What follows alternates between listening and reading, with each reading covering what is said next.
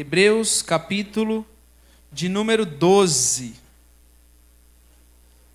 Hebreus capítulo 12, versículo de número 5.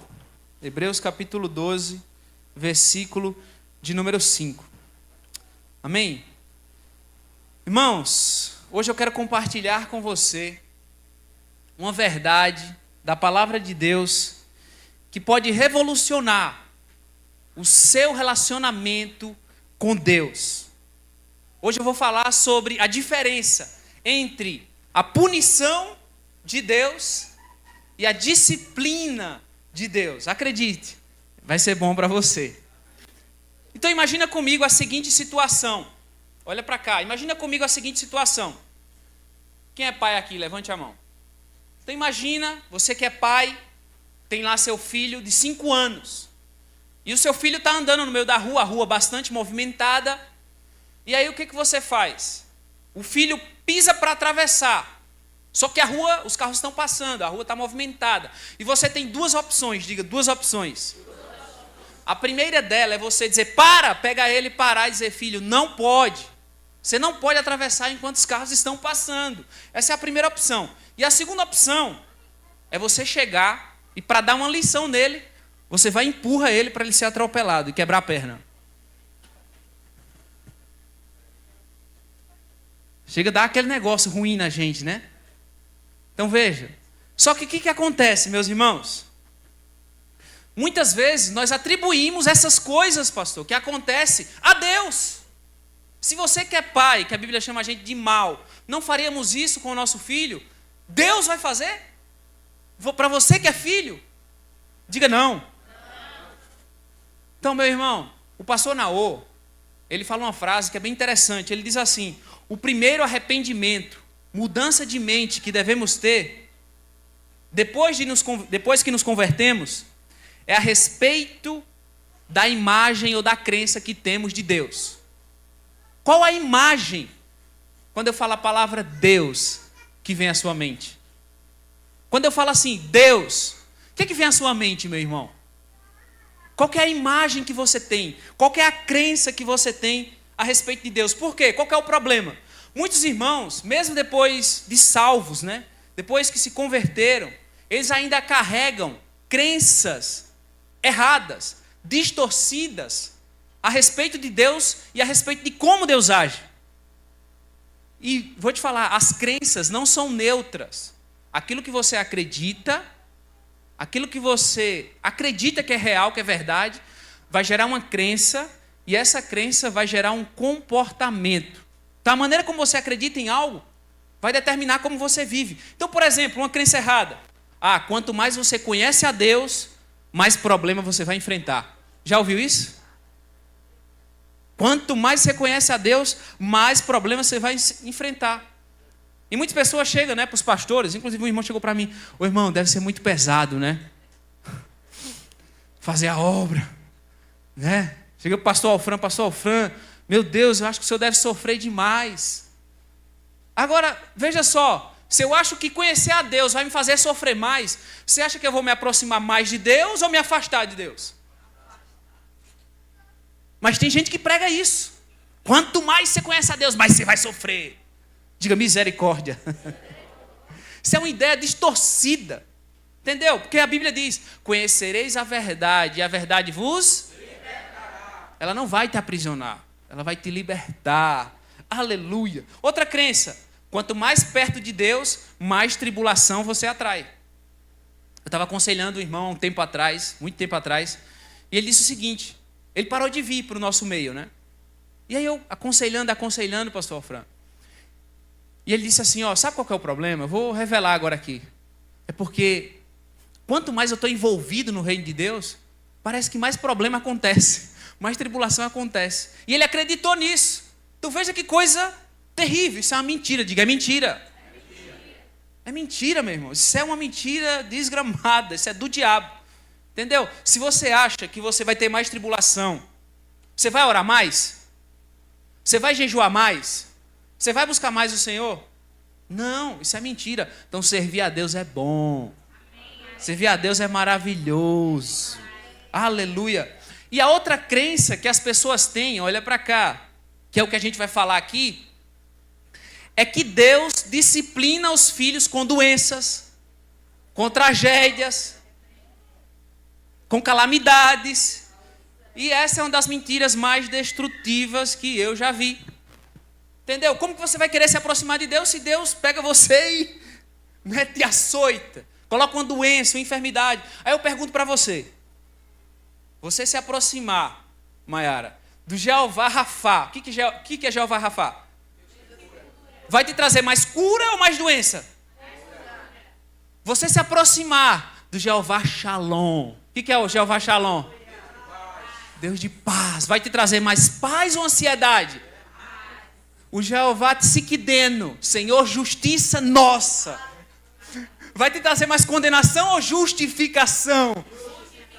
Aleluia. O Jeová Jireh, que é o Deus que provê, vai te trazer mais escassez ou mais abundância? Então você é chamado hoje para se aproximar, para estar com Ele, filho. Aleluia. Não há mais castigo sobre a sua vida. Aleluia. Tem disciplina. Disciplina tem. Amém? Mas castigo não. E porque Ele ama, é isso que a gente vai falar. Amém? Então em Hebreus capítulo 12, versículo 4. Vamos ler a partir do versículo 4. Diz assim a palavra de Deus. Na revista atualizada, lê, por favor. Isso. Ora, na vossa luta contra o pecado, ainda não tendes resistido até o sangue. E estáis esquecidos da exortação que, como a filhos, diga filhos, discorre convosco.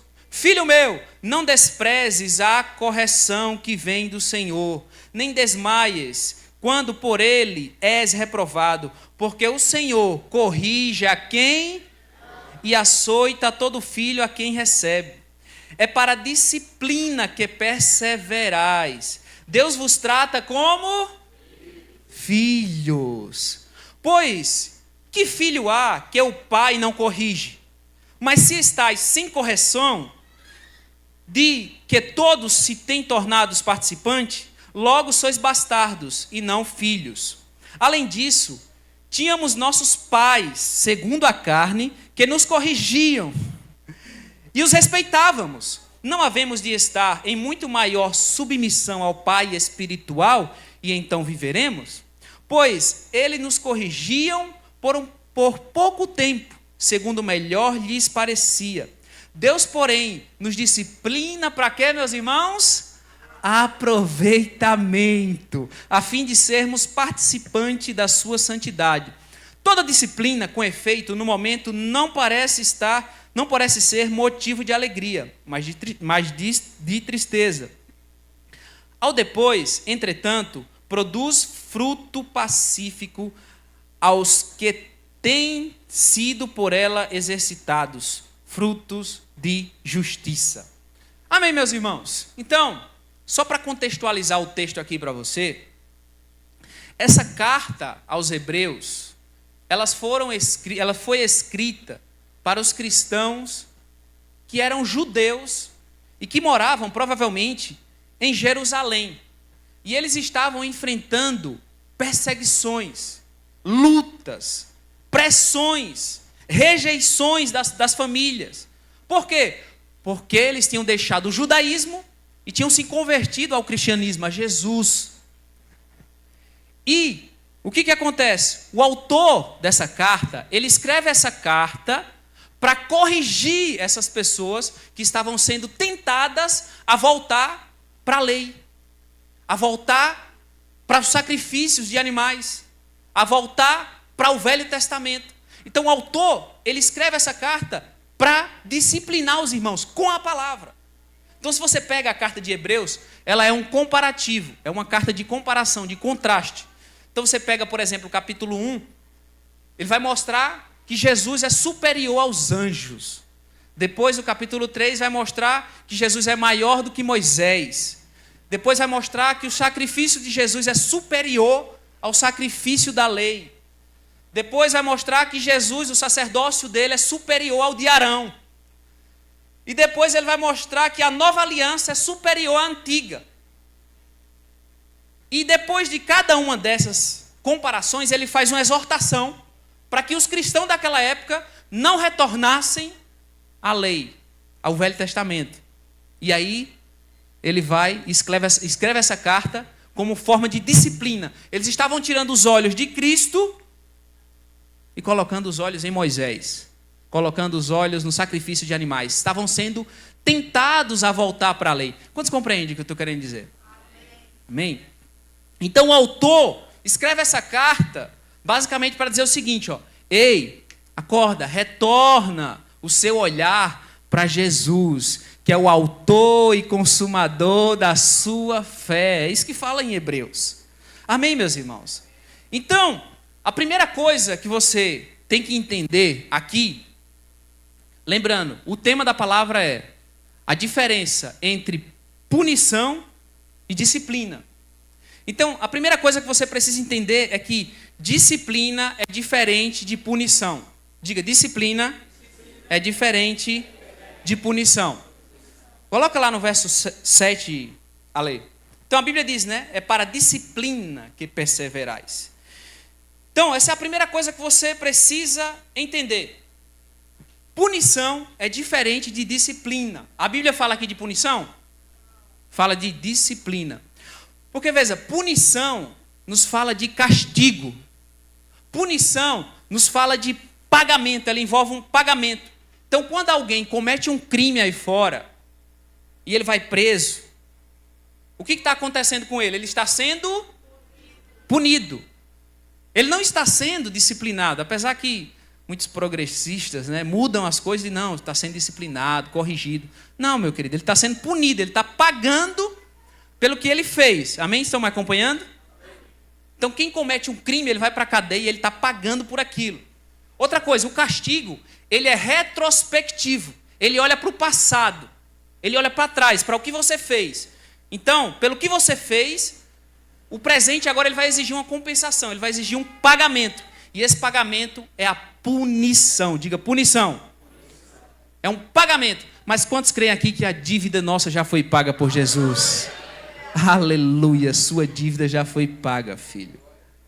Já a disciplina aqui está relacionada à educação.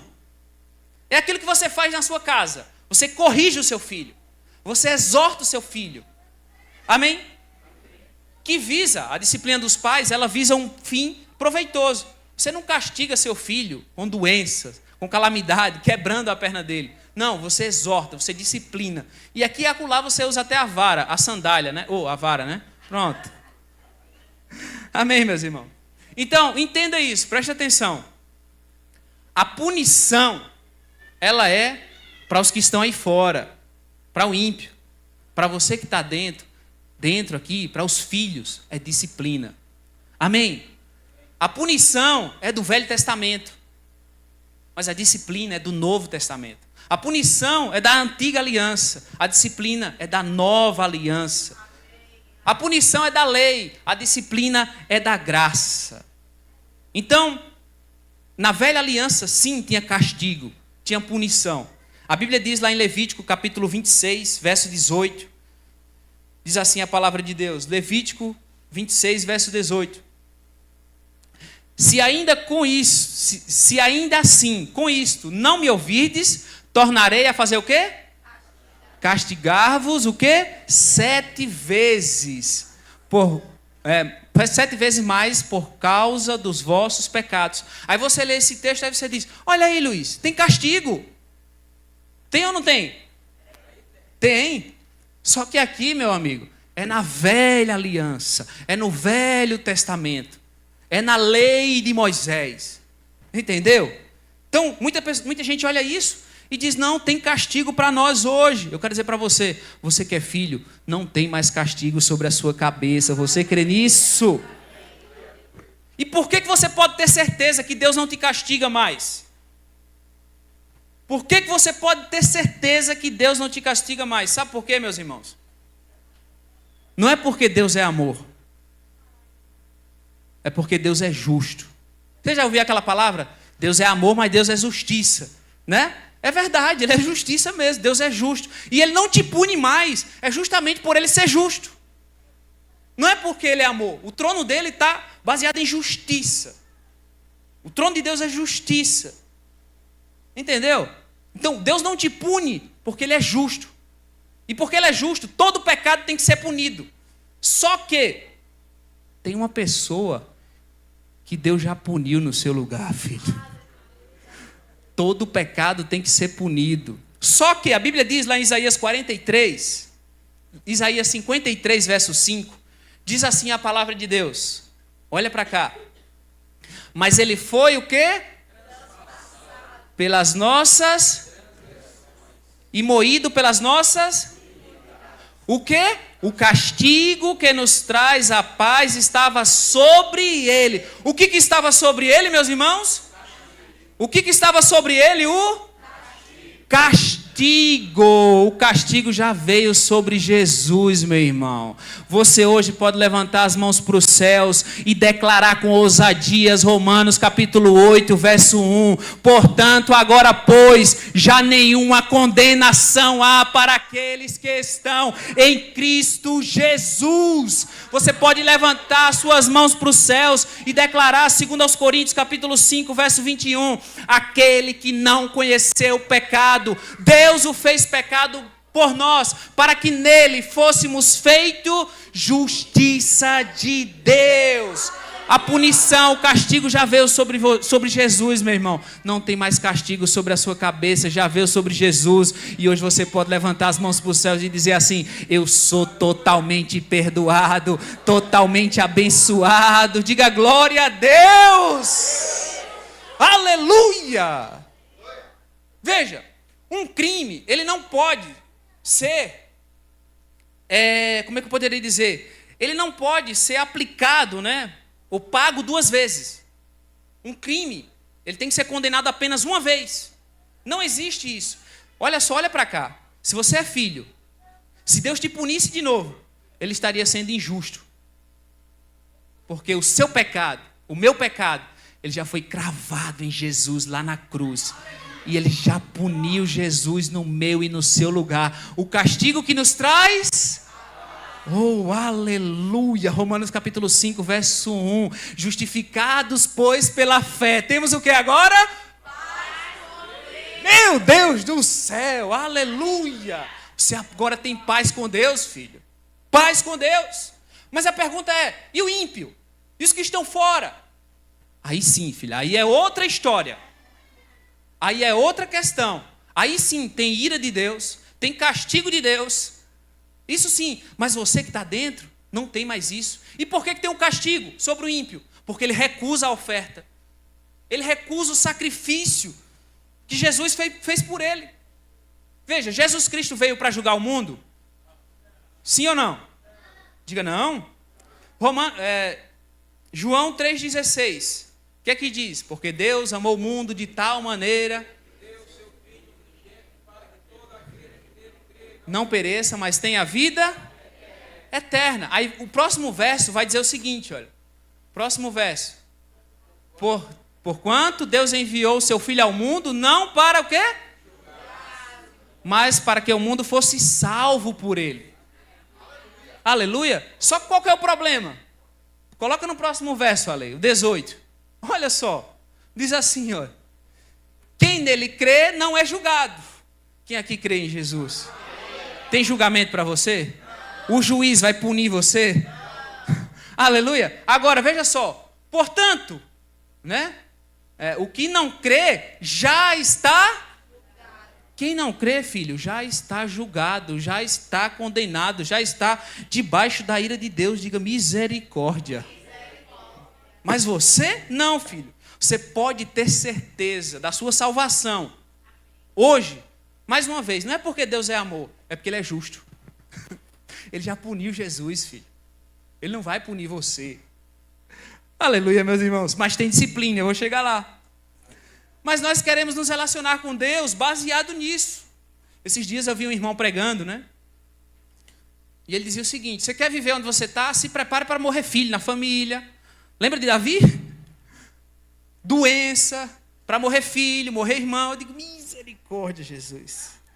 Então, cara, né, inclusive, né, quando a gente olha para a história da igreja, A gente vê que Martinho Lutero, através da Reforma Protestante, uma das bases da Reforma foi o seguinte: o sacerdócio universal de todos os crentes. Todos os crentes podiam pegar a Bíblia, interpretar, ler, enfim, pregar, né? Só que o que acontece?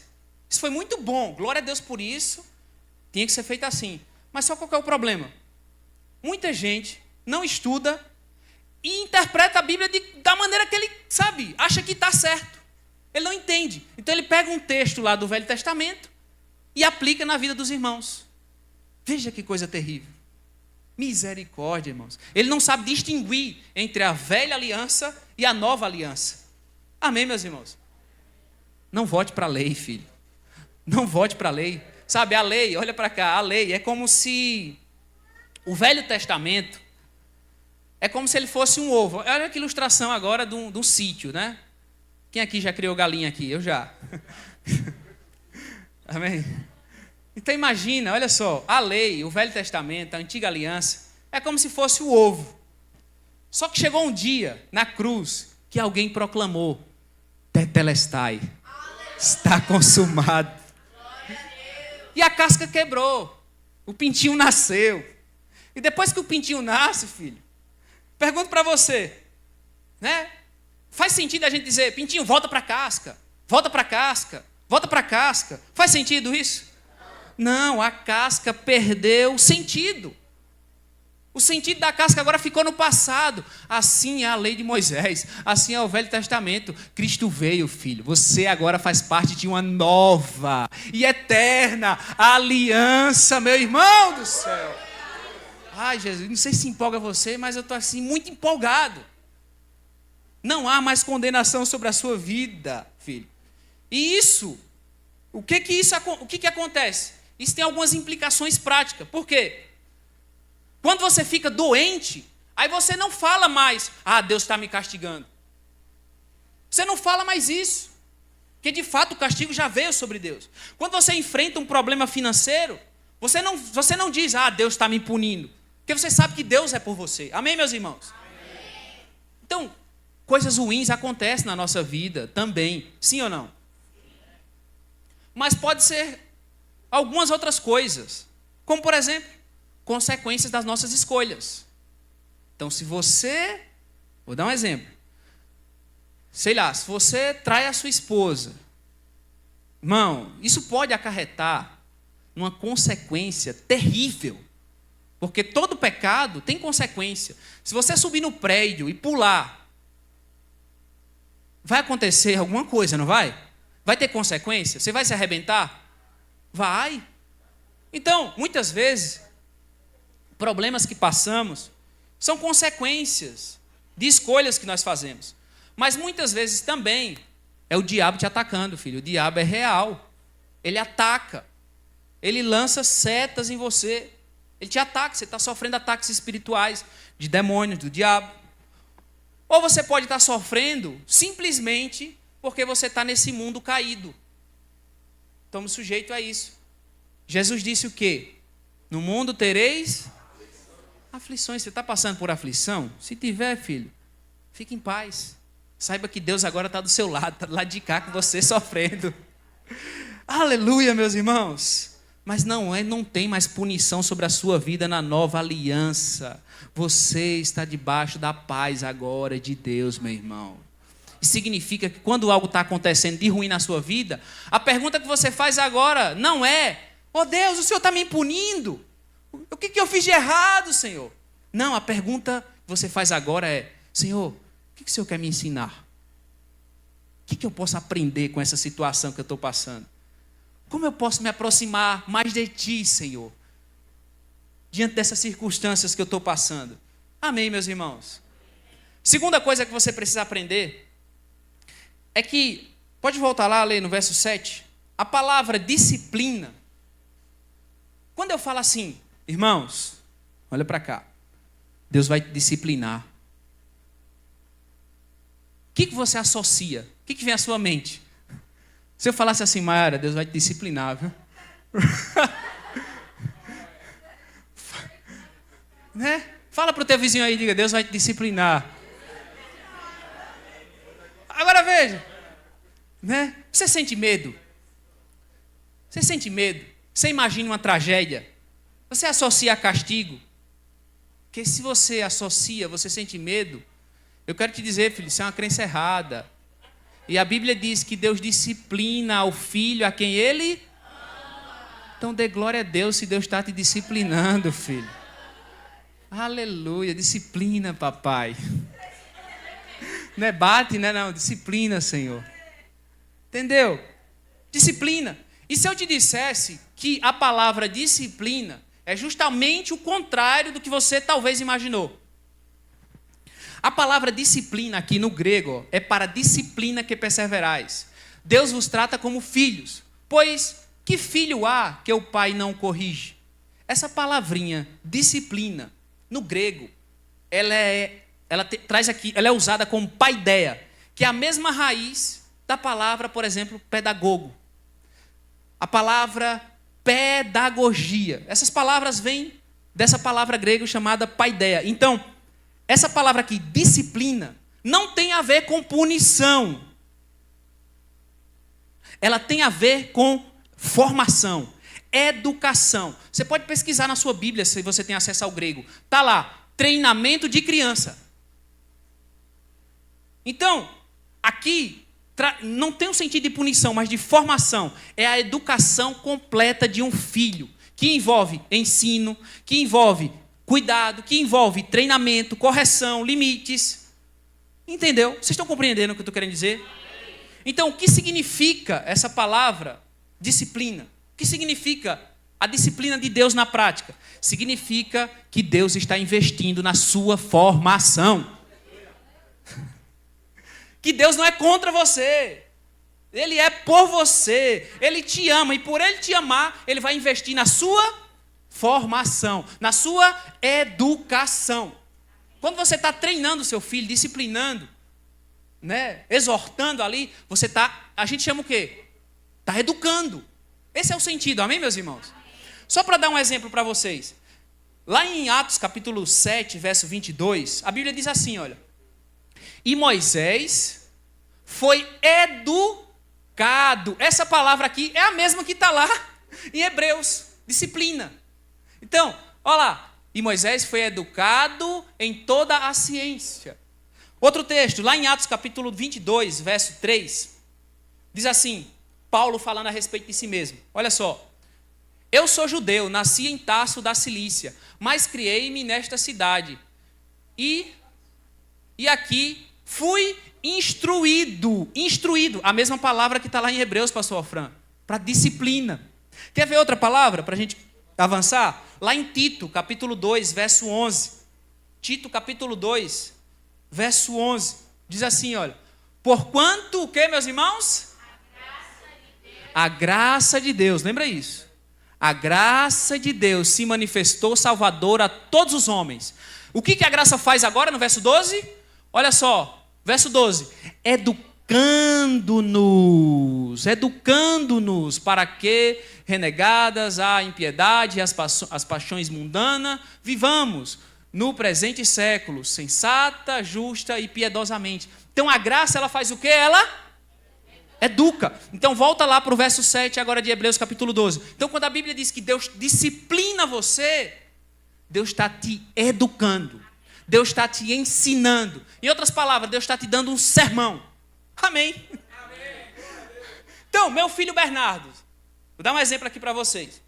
Então, ele deixa as roupas, né, vai tomar banho e coloca a roupa lá no chão. Eu estou trabalhando isso nele. Aí quando ele vai entrar no banheiro, eu digo, volta, apanha, bora apanhar e colocar no cesto de roupa suja. Aí eu, vem cá. Ele, eu já sei, pai. Não quero ouvir não, eu já sei. Eu disse, não, peraí, você vai me ouvir. Aí o que eu estou fazendo? Disciplinando, educando. Eu digo, não, agora eu vou dar um sermão. Você, não, pai, eu já sei. Eu digo, sabe não. Vamos lá. Ó, depois que tira a roupa suja, coloca no cesto. Minha esposa ontem, meu Deus, foi luta lá em casa. Deixou os brinquedos tudo espalhado. Ela só não fez, meu Deus, dentro de casa, sabe? Foi disciplina, viu? Não foi castigo não, mas, né? Foi disciplina. Sobrou até para mim, viu?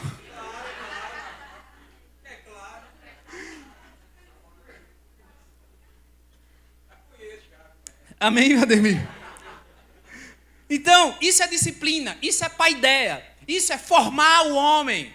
Deus, ele tem compromisso com a sua formação, ele quer te moldar para que você seja o caráter de Cristo, meu irmão. Para que você seja semelhante a Jesus. Quer ver um exemplo? Lá em 1 Pedro, ou melhor, Mateus, capítulo 14, tem a história de Jesus. Jesus vai sobre as águas à noite, e os discípulos ficam com medo, achando que é um fantasma, e aí tem a história de Pedro. Pedro diz, Senhor, se és tu, manda-me que eu vá até ti. Aí Jesus diz, vem. Aí Pedro faz o quê? Ele vai, ele anda. Mas olhando nas circunstâncias, Pedro afunda. E ele faz a oração mais curta da Bíblia. Como é que ele ora? Senhor, salva-me. É a oração mais curta da Bíblia. Aí o que Jesus faz, meus irmãos? Não, fica aí. Você vai aprender o que é fé, você vai agora se afogar. Entendeu? Você vai se afogar agora. Você vai aprender. Entendeu? E é isso que Jesus faz, meus irmãos. O que Jesus faz? Pega na mão de Pedro e diz, vamos embora para o barco, Pedro. Aí os dois saem andando e entram no barco. Aí quando entra no barco, aí no verso 31, Mateus capítulo 14, verso 31, o que é que diz, meus irmãos? Diz assim, olha, Mateus capítulo 14, verso 31. E prontamente Jesus, estendendo a mão, o tomou e lhe disse, homem de pequena fé, por que duvidastes? O que é isso aqui? Disciplina de Deus. Deus corrigiu ele por meio da palavra. Eu sei que para vocês parece, né, coisa simples, mas imagina você num grupo de discipulado, né? E seu líder chega lá, tu é de pequena fé demais, rapaz. Por que tu está duvidando? Uma coisa é eu falar, outra coisa é Jesus. Então isso é disciplina, isso é correção. Jesus não disciplinou Pedro deixando ele morrer afogado. Jesus não disciplinou Pedro com o vento. Jesus disciplinou Pedro com a palavra. Então, filho, se você está passando por alguma situação difícil, não fuja de Deus. Não corra de Deus, vá até Ele. E Ele, em amor, vai te disciplinar. Amém, meus irmãos? Aleluia. Agora, qual que é o propósito da disciplina? Por que Deus nos disciplina? E aí no versículo 9 de Hebreus capítulo 12, Hebreus 12, verso 9, diz assim a palavra de Deus. Olha só. Além disso, tínhamos os nossos pais segundo a carne. Então ele faz um contraste aqui. O pai carnal e o pai espiritual, que é Deus. Além disso, tínhamos os nossos pais segundo a carne, que nos corrigíamos e os respeitávamos. Não havemos de estar em muito maior submissão ao Pai Celestial, e então o quê? Viveremos. Você percebe o versículo aqui? Final, a palavra final, o que está dizendo? Viveremos. Então, deixa eu falar para você, o alvo da disciplina de Deus é trazer vida. Vida, diga vida.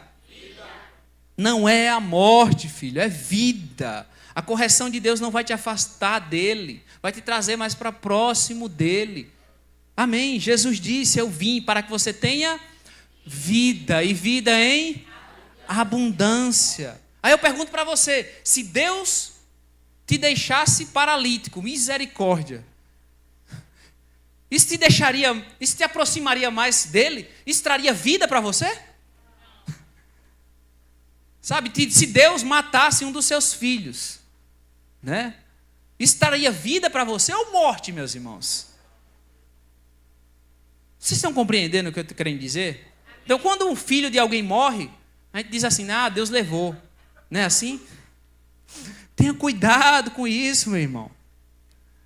Entendeu? Porque Deus não disciplina dessa maneira. Isso não é correção, isso é condenação.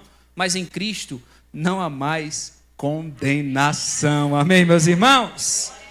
Sabe, infelizmente, muitos de nós temos a imagem de Deus associada a muitos pais abusivos da terra.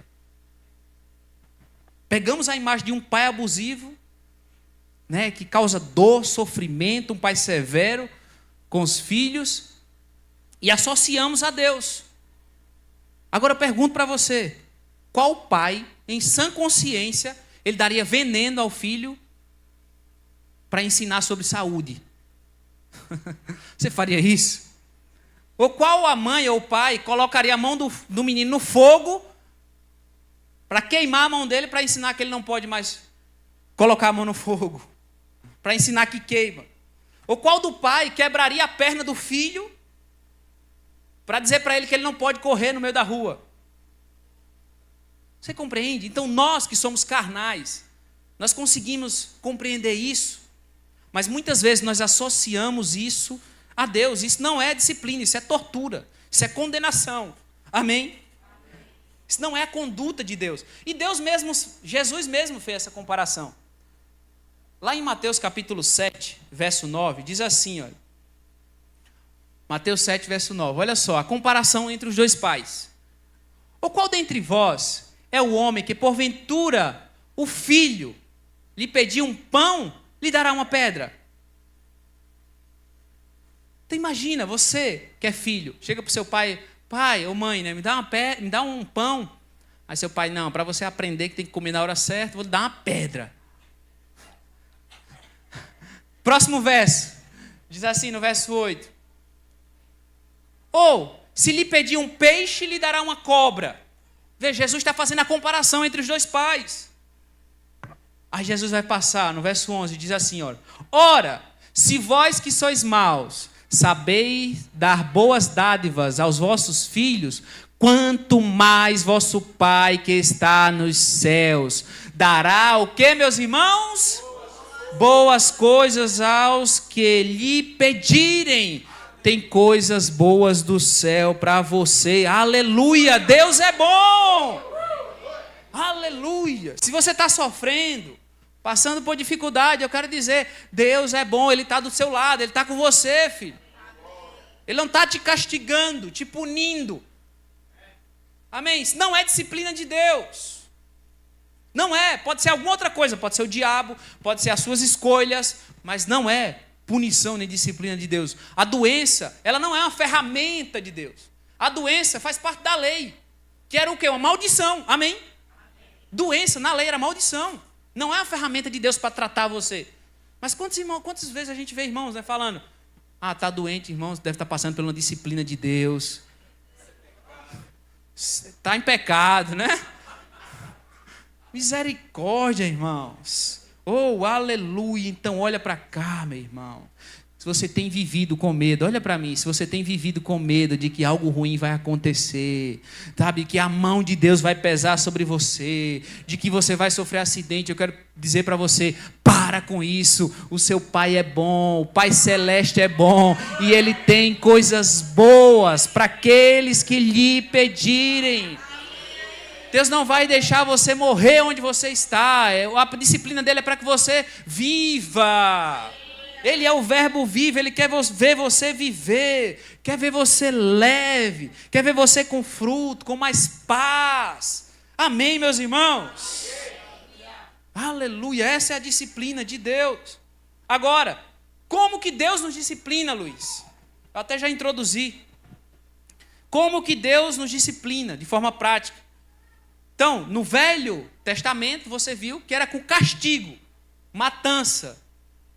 Mas no Novo Testamento, não tem mais castigo. Tem o quê, meus irmãos? Diga, disciplina. Só que como Deus nos disciplina? Olha só. 2 Timóteo, capítulo 3, verso 16. 2 Timóteo, capítulo 3, verso 16. Diz assim a palavra de Deus. Toda a Escritura é inspirada por Deus. E útil para quê, meus irmãos? Para o ensino, para o quê? Para a correção e o quê? Educação na justiça. Está vendo essa palavra aqui, ó? Paideia, a mesma palavra de disciplina. Então, como que Deus nos disciplina? Olha para cá. Deus nos disciplina hoje através da sua palavra. Quando você vem para o culto, para a célula, o que está acontecendo ali? Disciplina de Deus na sua vida. Muitas vezes você está, né, magoado com seu esposo, com a sua esposa, com a sua corte, ou com o irmão. Aí lá a palavra fala o quê? Sobre perdão. Aí tem que perdoar, irmão. Deus já te perdoou. O que é que Deus está falando com você? O que é que Deus está fazendo? Disciplinando. Aí você diz, meu Deus do céu. Né? E para quem é casado, pronto. Né? Tem que perdoar. Então, meus irmãos, a Escritura ela é útil para instruir, para repreender, para exortar, para disciplinar. E é assim hoje, no Novo Testamento, que o Pai nos disciplina. É por meio da sua palavra. Então, tem vezes que você vem e você sai leve. Né? Mas tem vezes que você sai, né? Meu Deus do céu, aquela palavra ali foi muito forte. Rapaz, eu tenho que mudar nessa área. Não posso ir por esse caminho. O que é que você está fazendo? Tendo disciplina de Deus. Mas não espere pragas mais sobre a sua vida. Não espere mais acidentes. Misericórdia. Deus é o verbo vivo. Jesus é o verbo de Deus, a palavra de Deus. Então, de forma prática, como que você é disciplinado? É você lendo a palavra. De repente uma coisa ali fala com você, uma palavra, um versículo. É uma pregação no culto. É um irmão da célula. É um sonho muitas vezes, é uma frase, é um versículo. O versículo que vai te perseguindo por dias. Mas tudo passa pela palavra de Deus. Amém, meus irmãos? Porque a palavra de Deus é o principal instrumento de disciplina na minha e na sua vida. Mas não mais castigo, não mais condenação, filho. O castigo já veio sobre Jesus. Então eu quero dizer para você, filho, tem esperança para você. Tem uma palavra de bênção para você se você olhar para os céus e clamar, Pai. Oh, o socorro, Ele é o socorro bem presente na hora da sua angústia, meu irmão. Aleluia, meu irmão. Então, disciplina, correção. E eu vou te falar, a Bíblia diz que Deus ele disciplina o filho que Ele ama. Se você não é disciplinado, corrigido por meio da palavra, sabe, talvez você não seja filho. Você não, amém? Eu creio que você está aqui, você é filho. Filhos que não são disciplinados, no natural. Você já viu o comportamento deles? Filhos que deixam os pais, ou melhor, pais que deixam os filhos à vontade, fazer o que quiser. Você já viu como é que é essas crianças? Ansiosas, cheias de TDAH. Não tem limite. Agora bota um pai que segura. Um pai que bota limite. Epa, se fizer isso, vai ter isso. São seguras, elas sabem que tem limites ao redor dela. Lá em casa eu fiz um quadro para Bernardo junto com ele.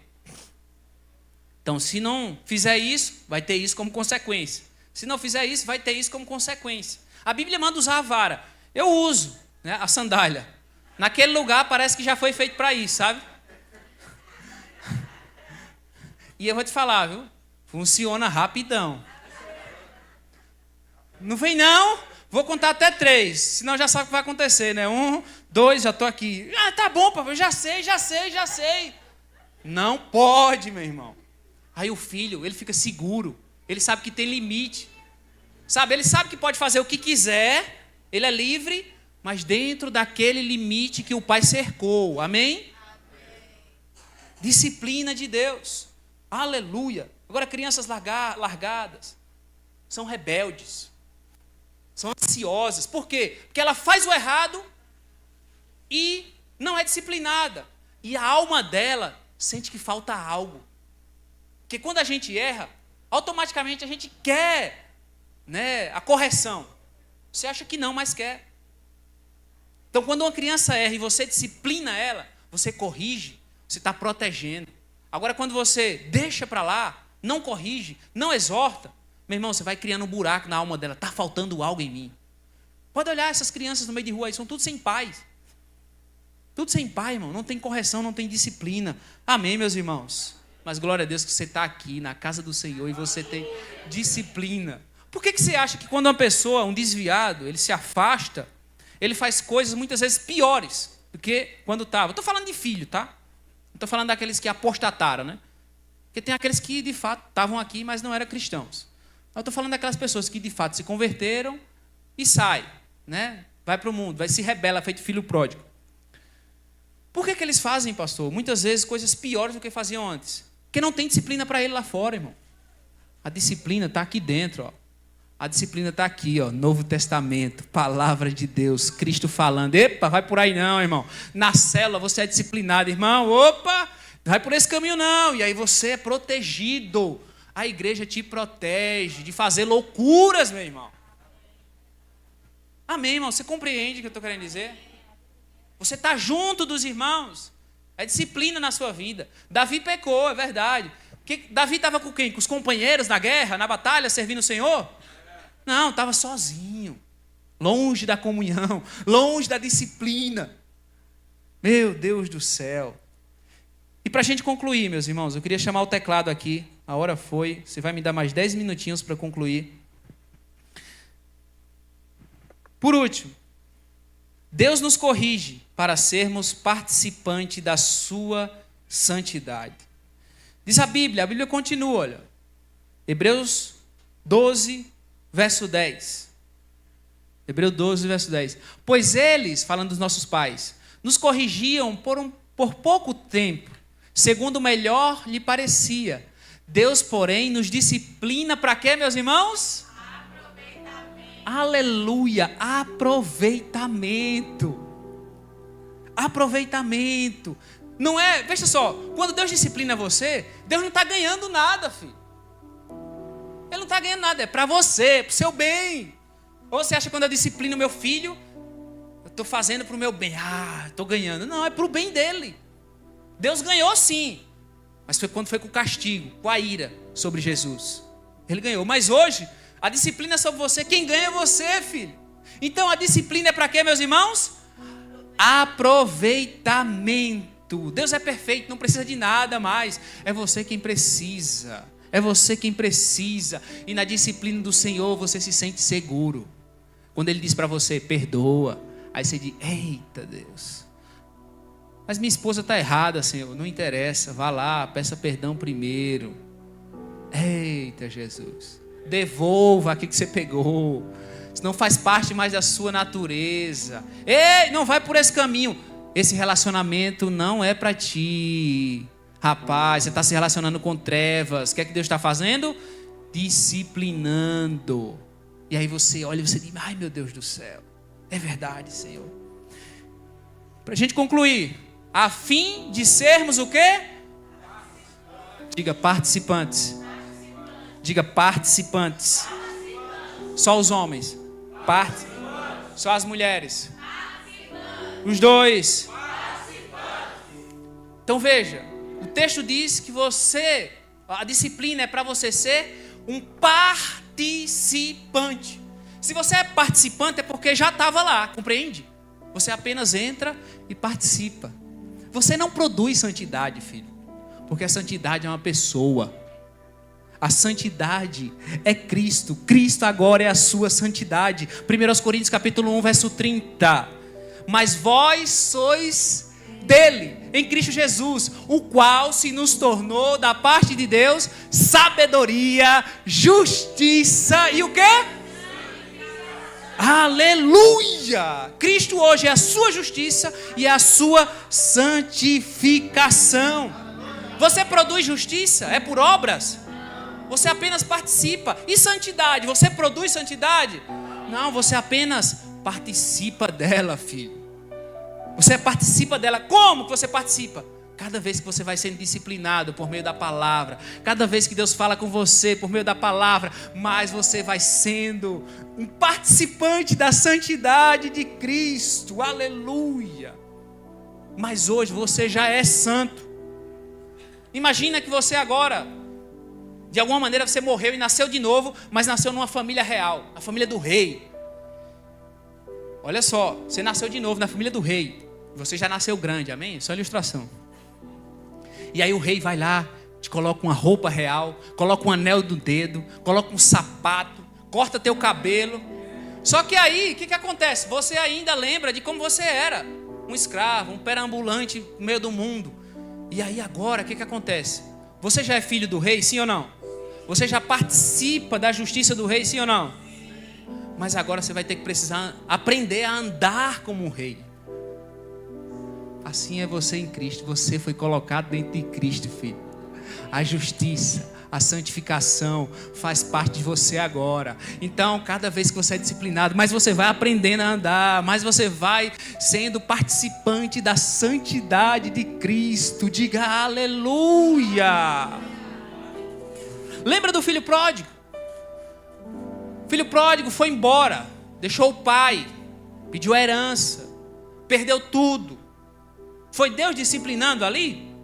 Não sei, a Bíblia não fala. Mas ele perdeu tudo, gastou tudo, até que estava trabalhando, comendo comida de porcos. Mas teve um dia que ele caiu em si e disse: eu vou ter com meu pai e vou dizer para ele: olha, eu pequei contra os céus e contra o Senhor, trata-me como um dos teus trabalhadores. E a Bíblia diz que quando ele vai em direção ao pai, o pai o avista de longe, e o pai, quando avista ele, o pai diz: não, agora você vai sofrer um pouquinho aqui. Você vai sofrer um pouquinho aqui. É isso que o pai faz? Diz a Bíblia que o pai corre, que o pai o abraça, que o pai o beija, que o pai coloca um anel no dedo. E ele tenta falar: pai, pequei contra os céus e contra o Senhor. E o pai: pera. Mata o novilho cevado, põe um anel no dedo, põe uma sandália, porque meu filho estava morto e reviveu, estava perdido e foi achado. Esse é o seu pai, filho, esse é o seu pai. Ele está de braços abertos para você, correndo na tua direção para te abraçar, para te amar, para dizer: você é filho hoje. Aleluia! E eu encerro agora, meus irmãos, com 2 exemplos. Muita gente usa a história de Davi. Davi pecou, cometeu um crime grave, cometeu adultério, estava na lei, e a Bíblia diz que veio o castigo sobre ele, sim ou não? Ele clamou por misericórdia, Deus teve misericórdia dele, mas matou o filho dele. Aí a gente olha e diz: olha aí, está vendo? Tem castigo de Deus, tem castigo de Deus sobre Davi, tem para nós também. Mas eu pergunto, qual que é a aliança Davi estava, meus irmãos? Na nova ou na velha aliança? Na velha. Mas a Bíblia diz lá em Romanos capítulo 4, verso 6. Romanos capítulo 4, verso 6 diz assim: olha só. E assim também que Davi declara ser bem-aventurado o homem a quem Deus atribui o quê? Independente das obras. Verso 7 até o verso 8. Bem-aventurado aquele cujas iniquidades são o quê? E cujos pecados são... Verso 8 diz assim: bem-aventurado o homem a quem o Senhor jamais imputará pecado. Sabe quem é esse homem aqui? É você. Sabe qual é a 4ª cláusula da nova aliança? Dos seus pecados eu jamais me lembrarei. Você é esse homem, filho. Esse homem que Davi vislumbrou. Ele olhou e viu a graça lá na frente. Bem-aventurado é o homem a quem os seus pecados são perdoados. Eu quero dizer para você: esse homem é você. Os seus pecados foram todos perdoados em Cristo Jesus. Oh, aleluia. Mas eu quero encerrar aqui esse último exemplo. Queria chamar os grupos de louvor para cá. Vamos lá. Luiz, me fala de Ananias e Safira.